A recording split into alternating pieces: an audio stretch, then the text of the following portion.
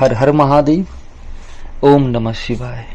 मेरी बातें ध्यान से सुनना, एक एक शब्द ध्यान से सुनना, क्योंकि ये तुम्हें आंतरिक रास्ते पे तुम्हारे लिए बहुत ही मददगार साबित होंगी।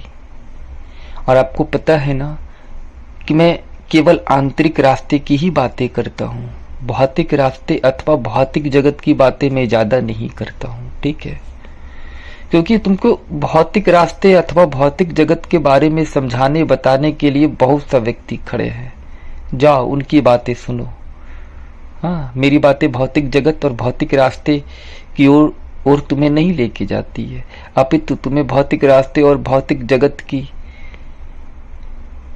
आकर्षण से मुक्त करके एक आंतरिक दिशा प्रदान करने वाली बातें हमारी है, ठीक है। अब ध्यान से सुन लो।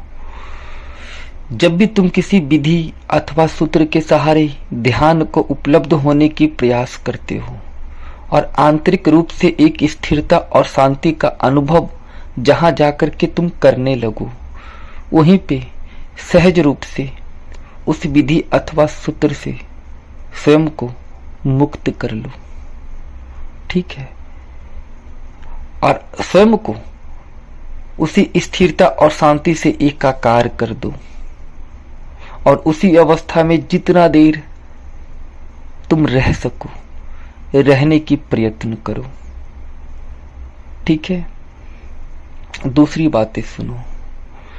जिस प्रकार नमक के बहुत सारे अणु मिलकर के एक ढेले का रूप ले लेता है, हाँ, जड़ता को धारण कर लेता है, उसी प्रकार चित्त में अनेकों गुण, विषय, तत्व, हाँ, जैसी आवरण जुड़ करके उसको जड़ता प्रदान कर दिया है, ठीक है।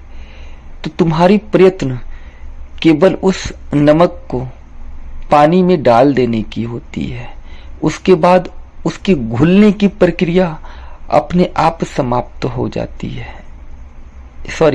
उसकी घुलने की प्रक्रिया अपने आप शुरू हो जाती है, ठीक है। यही ना करते हो भाई, नमक के ढेले को पानी में डाल दो, उसके बाद तुम्हारी प्रयास और तुम्हारी साधन की क्या आवश्यकता, पानी उसको स्वतः अपने से एकाकार कर लेगा।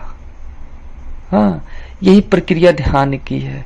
जब भी तुम किसी भी रास्ते से जा करके आंतरिक रूप से एक गहन शांति, हाँ, स्थिरता का अनुभव करते हो, उसी समय उसी पल तुम्हें अपने विधि से मुक्त हो जाना चाहिए। और इस अवस्था में स्वयं को जितना हो सके उतना स्थित रखने का प्रयत्न करना चाहिए, ठीक है।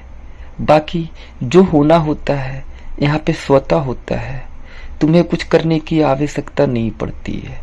परंतु फिर भी उस अवस्था पे जा करके तुम बार बार कुछ करने की प्रयत्न करोगे, इससे होता क्या है ना कि बार बार जितने समय के लिए तुम एकांत में बैठे हो उतने समय तक एक क्रिया और कर्ता अपने स्वरूप को नहीं छोड़ पाती है।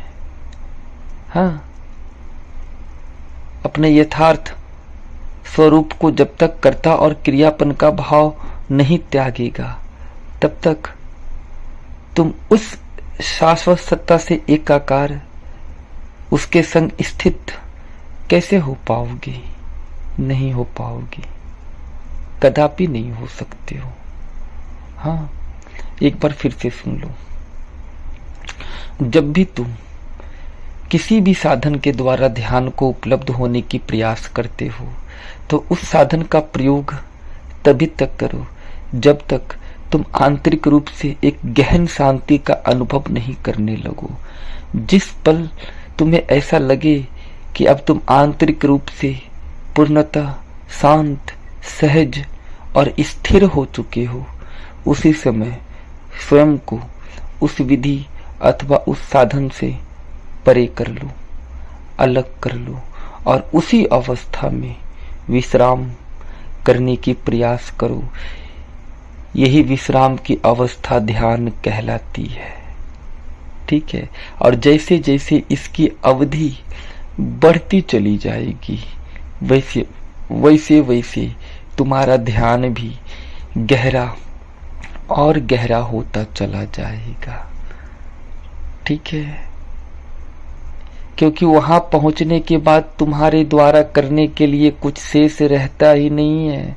और जो अपने आप होता है या फिर उस अवस्था पे जाकर के जो अपने आप घटित हो रहा है, स्वयं को या तो उसके साथ एकाकार करो या फिर उसको एक दर्शक और दृष्टा के भांति देखने की प्रयत्न करो, ना कि उस क्रिया के साथ तुम भी कर्तापन के भाव के साथ एकाकार हो जाओ।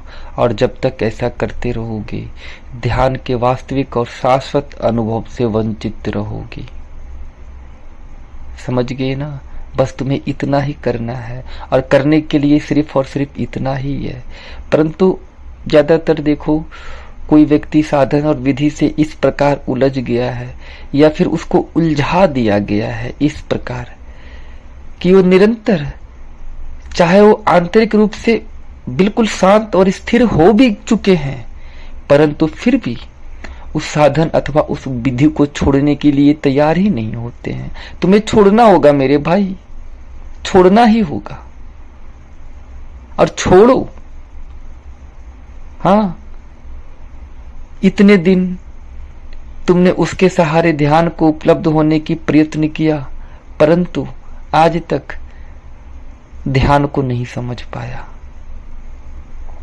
हाँ, वो विधि अथवा वो क्रिया तुम्हें ध्यान तक अवश्य पहुंचाती होगी, या कोई भी साधन तुम्हें ध्यान तक अवश्य लेकर के जाती होगी, परंतु ध्यान में पहुंचने के बाद भी तुम निरंतर उस विधि अथवा उस क्रिया को पकड़ करके जिस तरीके से ध्यान के अंदर प्रवेश किए हो उसी तरीके से बार बार ध्यान से बाहर चले आते हो।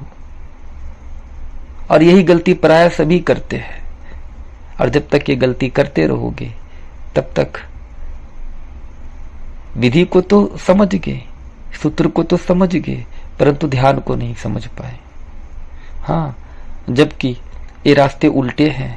विधि और सूत्र को समझने की प्रयास तुम ना करते तो चलता, इससे कोई नुकसान नहीं होता, परंतु अगर तुम ध्यान को समझने की प्रयास करते ना अब तक, तो तुम ना जाने ऐसे कितने विधि और साधन स्वयं के द्वारा निर्मित कर लिए होते, न कि घिसी पिटी विधि और घिसी पिटी सूत्र के सहारे हाँ उस पे लटके रहते, उसके साथ फंसे रहते, उसके साथ उलझे रहते।